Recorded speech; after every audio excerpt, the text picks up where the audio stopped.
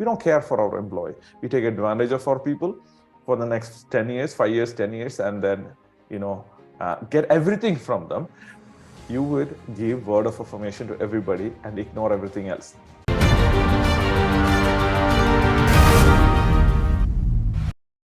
Hi, in this video, I'm going to talk about how to use 5 love languages to grow and scale your business. It's fascinating, right? So you might have heard about 5 love languages. Even if you haven't, it's okay.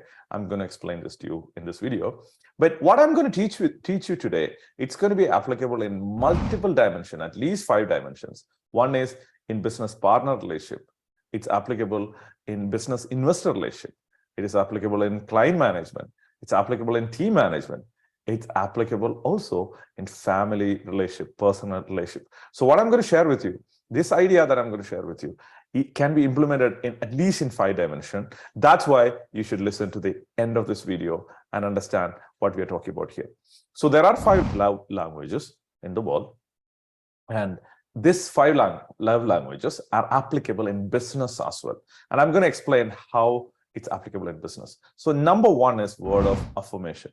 So word of affirmation is you're affirming another person, like giving some positive feedback and positive phrasing so that they will feel good about what they did. So giving them empowerment, giving them guidance. That is exactly what we do in business too. As a manager, as a vice president, as a CEO, as a CEO, your job is to empower people. And one way people respond to empowerment is by hearing affirmation, words of affirmation. So you need to learn how to use that in business so that you could get your team members to build confidence so that they could be more agile, they could be more versatile in what they're doing. So second love language is act of service.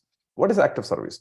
As an employer, employees are really, like, sometimes they are going through difficult things in life. And if somebody is going through difficult things in life, if you are supporting them in that journey, like in US, generally speaking, where I live, the extreme capitalistic version is we don't care for our employee. We take advantage of our people for the next 10 years, 5 years, 10 years, and then, get everything from them. And from that point of view, after 10 years, they are useless. They're not able to perform. They have health issues, they have challenges, and they go to the next employer with that low energy, and they will also try their best to take advantage of them. Then that employee, the other employee from the other company, is coming and joining our company. So essentially, as a collective workforce, the efficiency of workforce is gone. They have major health issues, they have major emotional issues, they have major dissatisfaction and stress. So it's not a winning strategy. So we need to figure out a way to empower people by doing act of service. What does that mean? Give them good benefits, make a lot of money, definitely make a lot of money. That's why we are in business, right? Definitely create a lot of value to customers and make a lot of money. But in the process, make sure that your employees are taken care of. If they have an issue, if they have a difficulty, don't abandon them, support them, take care of them. So this way, they will resonate with you, they'll respond to you. Some of them won't respond to you. So if that's the case, don't worry about it. There will be other people who are sincere, who would take care of your business as if it's their business. So this is what act of service is. Third one is receiving gift. So third love language is receiving gift. So if you look at, like, in your relationship, like if you're a man, let's say if you missed, especially if you live in the US, and many part of the Western world, if you miss giving a gift on Valentine's Day to your significant other, that's going to be a nightmare, right? So, right? Because culturally we have conditioned. I'm not saying we shouldn't give gift to each other. What I'm saying is we have created this this ritual where the shopping, the companies, the candy companies and the corporate of America decides how you romance your wife or husband, right? It's kind of a little bit sad that I'm not saying that you shouldn't give gift to each other, but now they have decided, hey, this is a day that you're going to give gift to your wife or your husband. It doesn't quite make sense to me, but I let it go. But the point is that you need to be giving gift to your wife or husband probably whenever you can. It doesn't have to be April or February, February 14, right? So the point is that some people respond to getting gifts. Some people respond to getting gifts, and that is really important. That's how they experience love. And you're like, I'm not loving my employee. I know you're not loving your employee, but you could be kind to them. You could be friendly to them. You could be a professional friend to them. So what does that mean? It means that there you could give them some bonus. You could give them some gifts for performing good. If they did something good, you could give them a gift card. You could select an employee of the month and give a gift. This is all receiving gifts, right? So it goes to receiving gift, which is a love language. So we need to make sure that we give the ability for our employees to receive gift from us. By the way, the receiving gift is not just applicable for your team members, it's applicable for everybody, including your clients. So it's really important that we create a system where your clients are receiving gifts, especially if you're providing a service, especially if you're providing a premium service. And if you don't have a premium service, start one, right? A premium product, start one, right? If you don't have one, start one. Okay. So, and then give them a special gift, because take good margin and give them special gifts. So this way they feel appreciated and loved, and customers are going to become raving fans for you. Okay. And moving on to the fourth point, which is quality time. So we need to give quality time for our customers, right? If the customers are reaching out, don't rush them off. Don't try to kick them out of a phone call. Like, try to spend time. I'm not saying spend 3 days with them, but spend reasonable time so they feel appreciated they feel the appreciation for the quality time that you're spending. This is true for your investors or the partners or anybody. The biggest complaint in the world is not that people are saying, oh, that person is listening to me too much. Why would he listen to me too much? Almost nobody complains that, right? The complaint is always like, oh, she doesn't listen to me. He doesn't listen to me. Oh my gosh, why couldn't they listen to me, right? So listen a little bit more. Try to understand other person's perspective. Try to connect with that perspective and enter their world.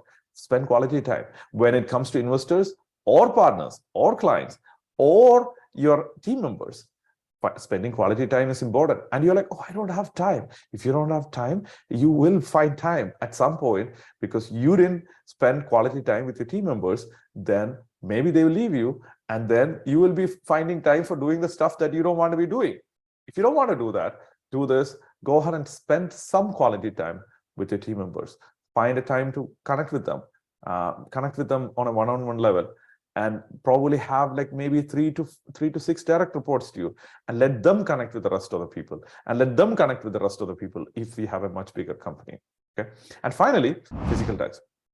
Physical touch is really, really important. And there have been like so many studies about kids. Like if as an infant, when we are born, if you don't get enough physical touch, we might have major health issues, including like detrimental health issues, right? So what do we do?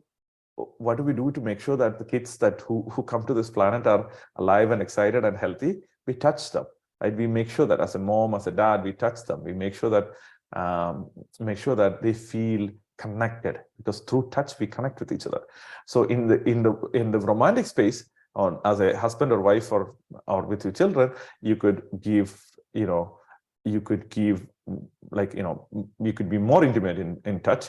But in workspace, your touch is limited to professional touch. And in that professional touch, what you do is you might be shaking their hand. When they do something really good, touch them, maybe tap their shoulder and let them know that you really, really appreciate them. So this way they feel connected with you. They feel connected with you so that they want to perform more in their business. And finally, I want to make a point. But before that, let me summarize this for you. 1, word of affirmation. Make sure that they feel affirmed. Make sure that you do act of service. So when they are like low, see what you can do to help them, right? And so that's really, really important. And third one is receiving gift. It's important love language for a lot of people. So what you do is, and I'll tell you how to find out somebody's love language in a second. So you need to give them bonuses, gifts, and other things so that they could perform better and they could feel experience of love in your company. And it's really, really important. Humans need to feel that connection, and especially of the Western world. Fourth one is quality time. Make sure that you spend quality time connecting with your direct reports, so they know you personally, you know them personally. Make it like a family business, right? You feel connected with everybody. Even if you have, let's say, thousands of employees, you could have a structure where everybody is connected to everybody. You might be connected to 4 or 5 people, but those 4 or 5 people can be connected to another 25 people, and those 25 people can be connected to another 125 people, 125 to 150 people, and so on and so forth, until everyone is connected to everyone. So there is a personal connection in your company. And finally, physical touch. When you are appreciating somebody, touch them appropriately, shake hands, tap their shoulder. If it's appropriate, give them a hug, and make sure that they feel connected with you. And that's going to really help you. And finally, the important point that I want to share with you is, how do you know if somebody has a specific love language? Generally speaking, humans don't have all of these 5 love languages, which means that most people have at least one predominant love language from these 5, and find out what it is. What is it for you? So for you, it might be word of affirmation. And you know what? There is a quote from Abraham Maslow that says, once you're really good at using hammer, you think everything is a nail. It's a quote that I overuse and purposefully overuse. In this particular case, if your love language is word of affirmation, what would you do? What would you do? You would give word of affirmation to everybody and ignore everything else. Do you understand the blind spot there? The hammer idea? Because if you're really good at using a hammer, in this case, word of affirmation, which is what you think you need, and you will give other people word of affirmation, and they might still feel not appreciated. So this is why we need to find out what we do. So look for, like, what are we asking people? What are we asking people? Do we complain, I never got any gift, and that person never said anything good about me, she never did anything for me, or she's not spending quality time with me, or she's not touching me? What are you feeling? What are you feeling that you're missing in relationship? And I'm sure as a human, there is some place you're missing something in a relationship. So find out what are you missing the most, and find your love language first. That's step number 1.